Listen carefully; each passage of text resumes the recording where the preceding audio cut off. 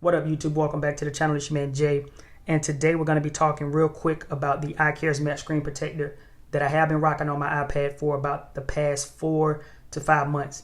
In this video, I just want to give you guys a small little review, talk to you about some things that I like, some things that I dislike, and possibly just give you guys, kind of like an idea whether or not this screen protector is for you. But before we get started, if tech is something that you're into, then please consider subscribing to the channel. Don't forget to hit that like button so that the YouTube algorithm can be nice to this video. Let's get to it.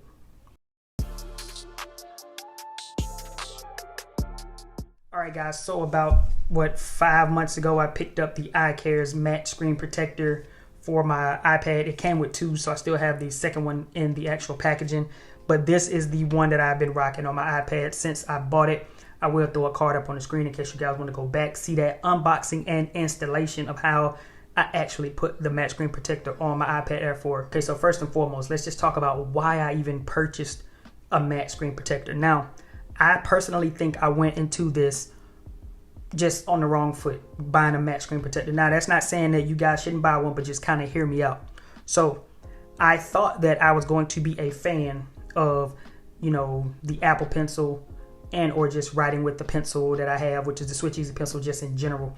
So my assumption was, after seeing a lot of videos with people talking about Paperlike and matte screen protectors and how it's well for writing and things like that, I decided to jump into the matte screen protector game in order to, accommodate the fact that I thought that I would be using my pencil a whole lot. Also, to just kind of reduce the glare on the screen. Now, this screen protector is perfect. I think that it is very well made, good quality. It looks nice. It's very easy to keep clean.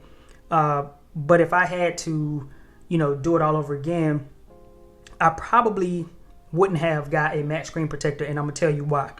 The reason I wouldn't have got a matte screen protector is for number one, I do not write with my pen as much as I thought I was going to write with.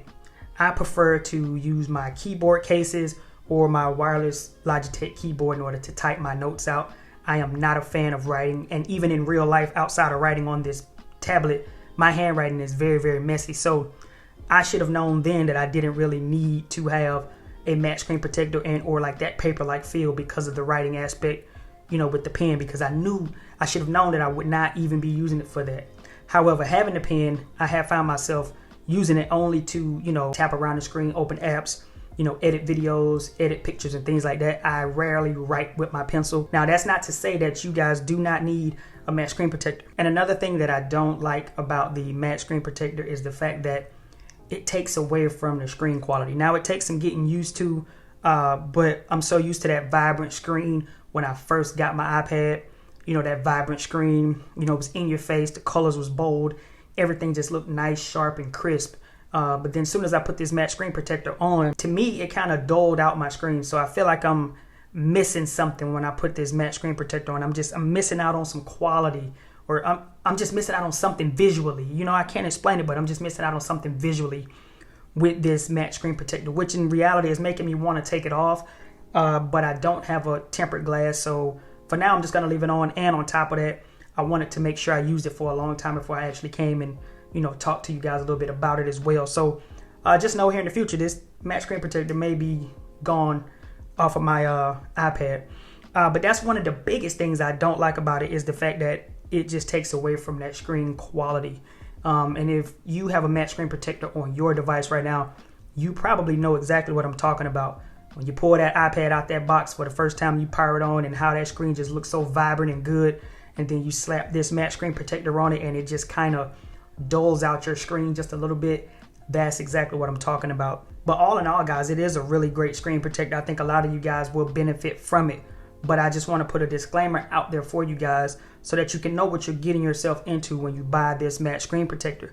Whether it be Paperlike, whether it be whatever screen protector you're about to buy, if it's matte, I just want you guys to understand. And I'm just going to kind of say like these four, main characteristics that I want you guys to kind of really pay attention to when you get this. Number one, it is anti-glare. Number two, it does help aid you if you are somebody who takes notes with your pencil. Those are the two things that I guess is in its favor. Oh, and number three, it actually does protect your screen, right?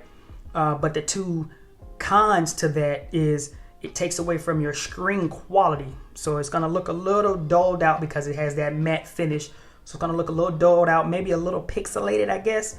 And just keep in mind, if you are somebody who is not taking copious notes with your pencil, then you don't need Paperlike or any matte screen protector to help aid in that writing field. You don't need that. A tempered glass screen protector is probably the best way to go if you just want to poke around and touch around on the screen and open apps and close apps and, you know, just kind of use it for things like that. But if you're sketching and drawing, then I understand that.